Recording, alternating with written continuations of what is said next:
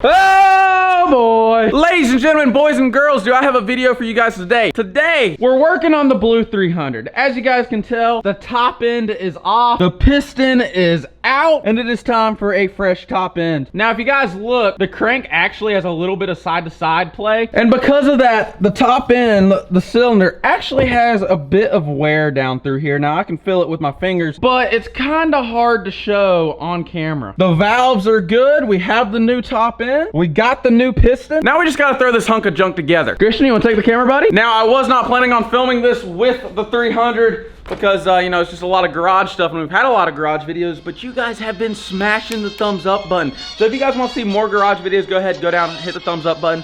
And yeah, let's just cut you guys the montage because it's about to be a long process.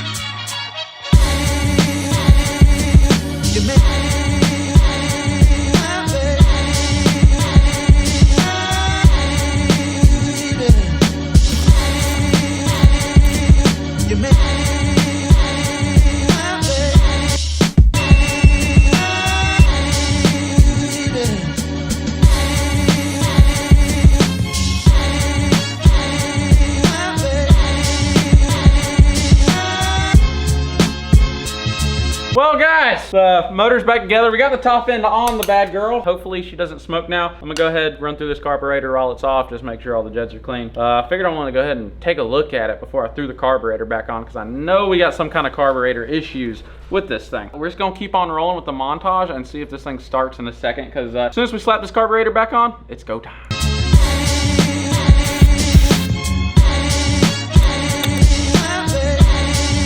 Well boys, it's time to hook up the gas and hope it starts. Hope it doesn't smoke. Oh, we gotta put on the exhaust. Oh shoot.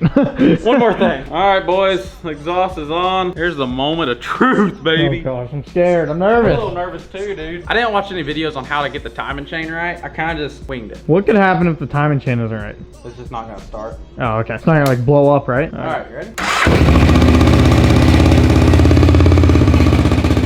That was fast. That was really fast. I hear a little bit of a sticking. To me, that sounds like the valve. Why is gas? Oh, I forgot to put that back on the carburetor. Gas is just pouring out of the carburetor. Is it coming out of the overflow? I mean, we put a whole top end on it and it started, so that's a good sign. Ooh, that exhaust is hot. It looks like it's coming out of the overflow.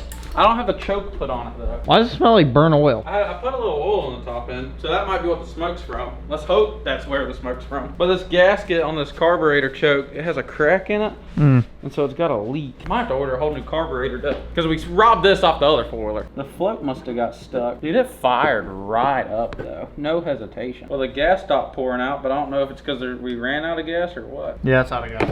Beat that carburetor a little bit. Probably I don't know fix why it. that float would be stuck. Overflow's stuck.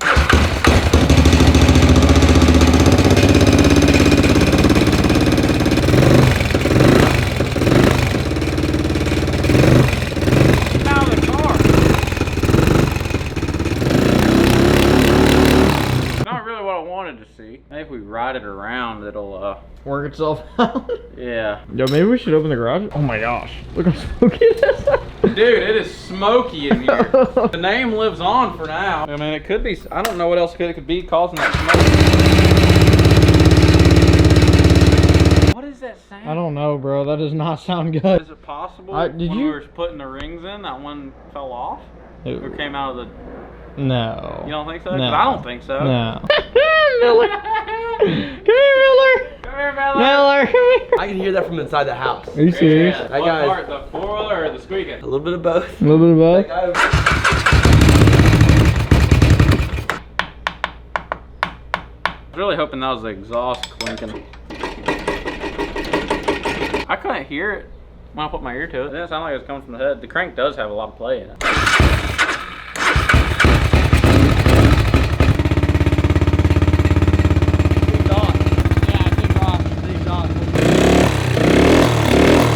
Beats me.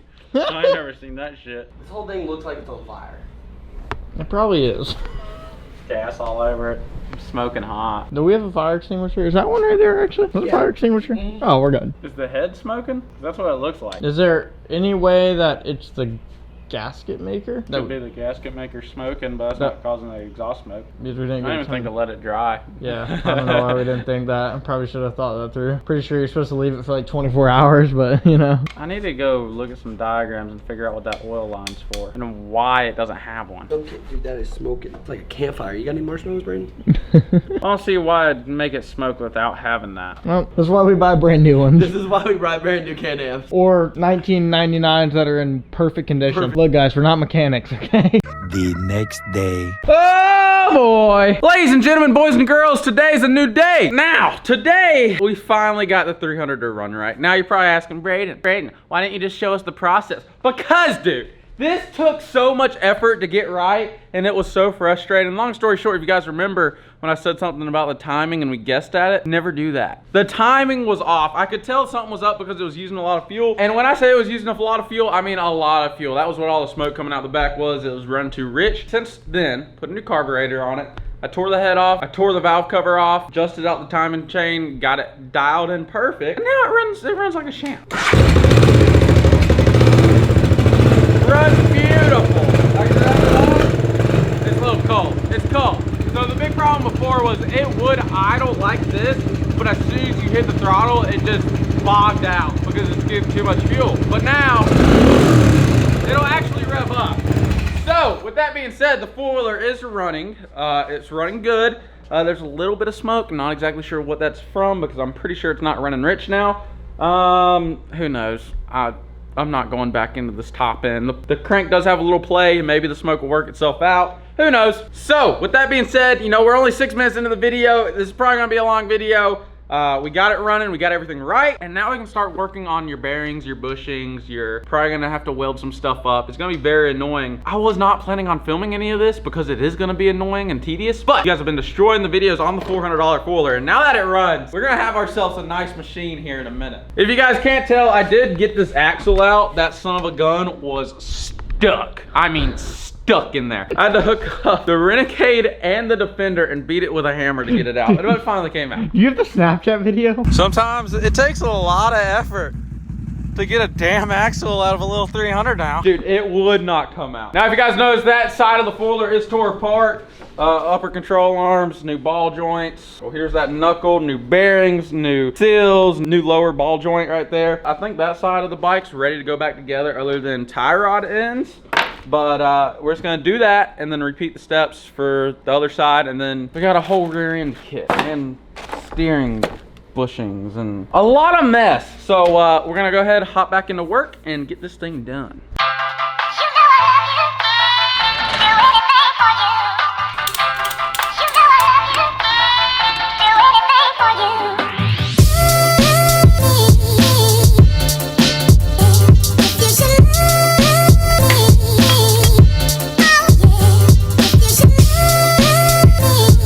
Look. Oh gosh. There's your bushing.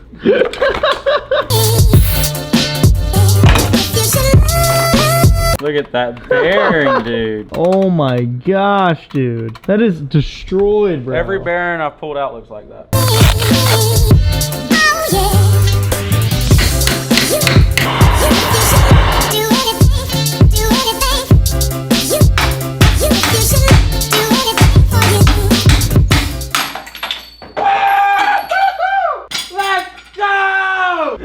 The front diff had to come out. That son of a bitch was rusted in there. You wanna play hot potato? No. Hot potato? Holy cow, boys, we just got that bearing out. This bearing, I mean, we've been beating on it, torching it, freezing it.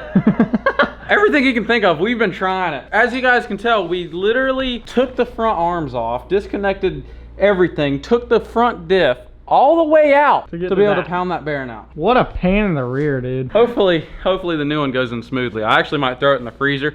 If you freeze metal, it shrinks, so you freeze your bearings. Ooh. And if you have the ability to, you heat up where you're putting the bearing. So we'll probably freeze the bearing and then torch this, and should easy peasy. Sweet. No more beating. Miller, come here. Come here. Come here. Look how smooth she is now. Oh, dude. Yeah, baby. Butter. Dude. So this is the one right here that we were telling you gave us a pain in the rear, bro. Bro, the front diff's out of it. Are you kidding me, bro? Just to get that bearing out, bro.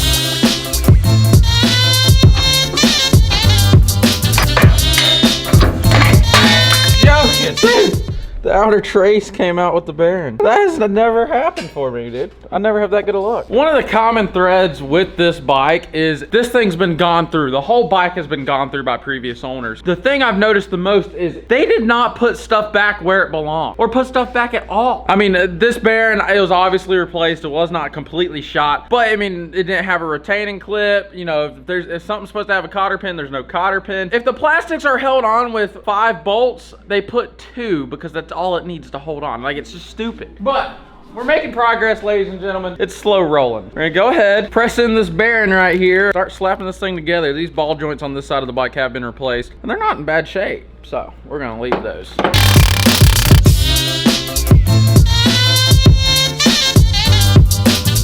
playing with fire. The fire extinguisher doesn't work.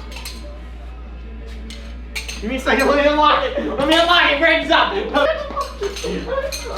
it. No, let me unlock it. It's not fair. It's not fair. It's not fair, Brandon.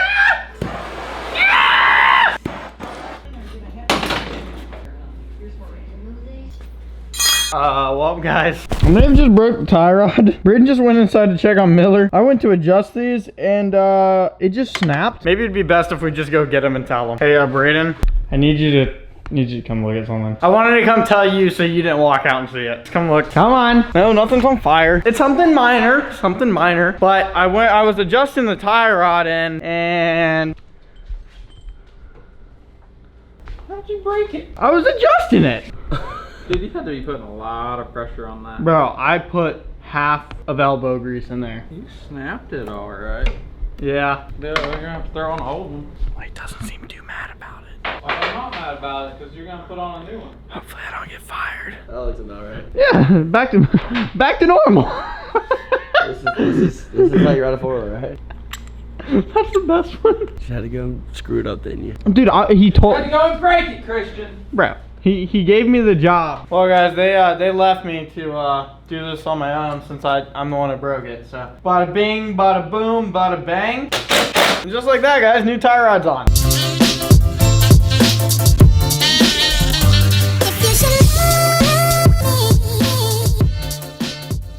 Oh boy. Ladies and gentlemen, the 300 is finished. Now, I've been working on this thing for like 2 weeks now. I finished it up last night because we got to go ride today. I had to get it done. But check her out. All the bearings, bushings, ball joints, top end, everything has been replaced on it. There's a few little odd and end things that are missing, but she's ready to ride. I mean, we got this thing pretty darn clean from when we bought it on day 1. It is looking so much better. I have not rode this thing yet. I got to go make sure she runs right because we're about to go take it to the Deer Club. We're taking all the 300s to the Deer Club. It's gonna be a lot of fun, but first, let's go ahead and throw on the helmet and make sure this thing's gonna ride. Oh boy, this should be interesting. One thing about the four-wheeler is the oil temp light staying on, and this motor, I think, is getting very hot. Hopefully nothing explodes or melts, but it fires right up every time. Gotta love it. Hopefully it'll last through the ride today. Like I said, we're taking this thing to the Deer Club today, so really got to go test it out real quick to see if Christian's going to be able to ride it. But I am telling you, I have replaced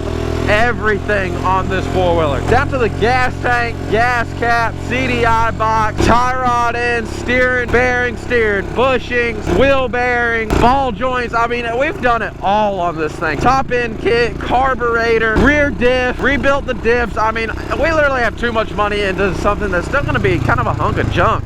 But hey, here we are, a lot of money invested, and we got a running four-wheeler now. Now, one quick note, this thing actually has a gear reduction in it, so that'll be interesting to see. I'm letting it warm up right now. Once we start stomping on it, definitely be interesting to see how that 54% gear reduction does. I can already tell it's got quite a bit of juice. Like you're in too low of a gear and then you stomp on it and it just picks up speed stupid fast. I think I like it. I think that's the gear reduction putting in work. Let's take her on the pit bike track real quick, baby. Yeah, this motor seems really hot in between my legs. So that oil temp light, oh shit, we're about to roll it. So that oil temp light's probably on for a reason. I did a quick Google search and I couldn't find many people having issues with that. And as a possibility, it is just the sensor. So I don't know. I might look into it, I might not. All right, let's do a quick little pull. There's first, we're gonna start in second. Oh yeah, this thing pulls a lot better than the other 300s. Oh, I gotta remember I don't have brakes. Like we're in way too high of a gear, but it'll power through it. The other 300s won't do that. I think it's that gear reduction helping a lot. I mean, overall, it seems to be working like a good four-wheeler should. Let's go take her in the mud real quick. Nobody's hit this hole over here in so long. Oh gosh, I don't even know if I want to hit it. Throw her down into first, put the feet up on the rack. Pray four-wheel drive work. All four are spinning. Come on, baby. I mean, it's crawling through. It's throwing a lot of mud on me, but it's going through it. Oh yeah, there we go. Hell yeah, that went right through that. Let's work our way over here to the swamp. Maybe back her into the swamp, see what she does. Oh man, yeah, I don't know if I'm probably gonna get stuck. Look at that mud. I'm turning, but the mud's dragging me in. Yeah, the swamps are low on water, boys. Holy cow. I just hope we can get out of here. Oh yeah, there we go. Oh yeah, she chews right through the mud. Oh, no! Ah! That's supposed to stay clean. Oh, it's throwing mud all over me. I guess that is a downside to not having fenders. But I mean, it's running just fine. I mean, this is literally the $400 four-wheeler that we bought. We might have invested some money into it. We might have invested a lot of time into it. But look at what we came out with. We got a four-wheeler, baby. Give her a little pull ski. Oh, it's throwing mud all over me. Ah, oh, man, I guess I am the fenders for it now. Holy cow, that sucks. We might have to put some fenders on this thing. We're about to take all three 300s to the deer club. That's like our last final hoorah with all the 300s before we sell them all off. So it should be a freaking good video. I mean, we're going full sends with the 300s, baby. Christian's gonna be on this one. I'm gonna be on the other ones. It's gonna be a lot of fun. This is a good running little four-wheeler right here. Not gonna front. She's working flawless, baby. Go ahead, throw her back up in the garage. Oh my gosh, look at how muddy I already got it. Yes, sir, let's go. Now, I would keep riding, but we do have to go ride at the deer club. I'm just happy this thing starts and runs every time. I mean, what more could you ask for, right? Hopefully it doesn't fall apart on us. That'll be very interesting to see. Christian, dog, you're gonna be on this one. Downshift is your brakes, all right? Downshift is your brakes. Guys, if you would, stay tuned for the next video and go ahead, like and subscribe, and we'll catch y'all on the next one.